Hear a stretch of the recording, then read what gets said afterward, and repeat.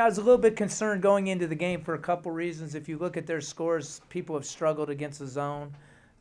No one has chosen to play us zone this year, so this is really the first time we've played against it all year long.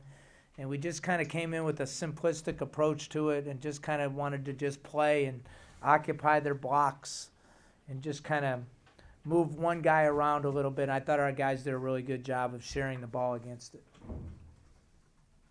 How do you feel about how you're playing in general right now? I think we're pretty good. I think we're a little bit hard to judge because we're a little bit different than we've ever been. We're much more spurty. We're a little bit erratic.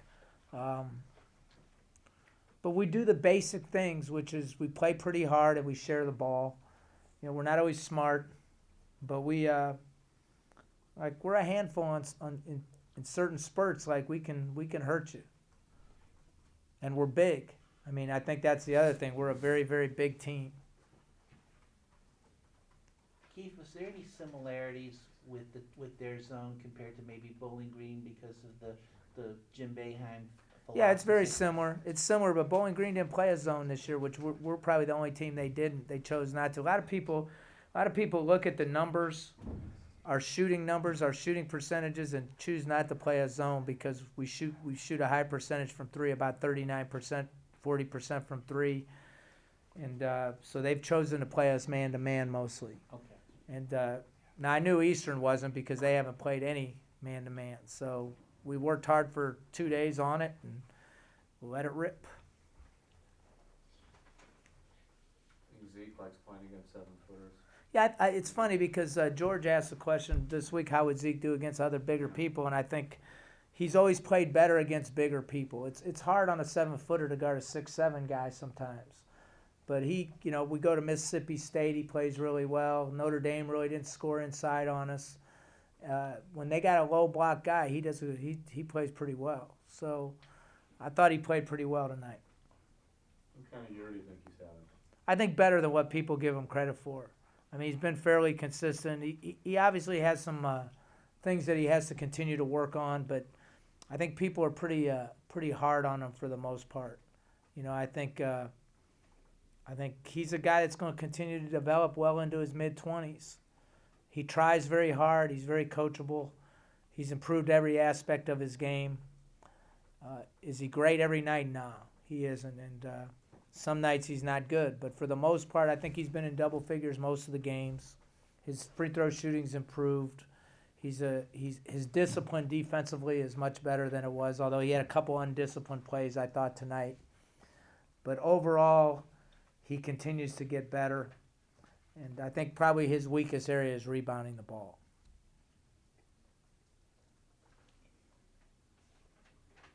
Did you throw up any defenses tonight for Lampley or for Harris, or is this simple stuff? No, we kept it pretty basic for us. We wanted to get at him a little harder. I think this team here does not pressure the ball as hard as some of our other teams, and part of that is Abreu kind of rests defensively at times. Mm-hmm. And but I think we're also a little bit bigger on those wings so that we can play better position defense and not have to do that as much. Are you concerned later on that people see what Pearson did against you on Wednesday night and try and do some things against you defensively? Not really. I think we have some weaknesses, but I thought that was one of the few games that Zeke didn't affect anything at the rim. Right. And so, there's going to be nights where we're not great. Nobody is great every night in basketball because of the amount of games you play. So you have to win games when you're okay. And I think that's one thing our guys have the ability to do. We have some good athletes that can play, and we have a lot of interchangeable parts so that if one guy isn't playing well, we can go to a different, with the exception probably of the point guard position. We need him to play better every night. He wasn't very good tonight, I didn't think. I thought he was a little loose with it, but when he plays pretty good, when him and Diggs play well, we're really hard to beat. Did you know Treadwell was this kind of rebounder when he had him coming in? I didn't really know much about Treadwell or Harney, really, other than I thought they were good talents. But he's ferocious, and he's going to get better. His work ethic in practice has improved dramatically. He's been pretty good in practice. We've had to learn how to coach him a little bit. Like I let him. My thing with him is I don't care so much about like the drill work. When we go 5-on-5, he plays hard, and he's played hard in every single game. He hasn't had any games where he hasn't played hard. So, do I like everything he does in practice? No, but he's come a long way in a short period of time. He just seems to have a knack of getting, when he gets his hands on the ball, they're like meat cleavers. I mean, you can't get it from him. What did he get tonight? 9.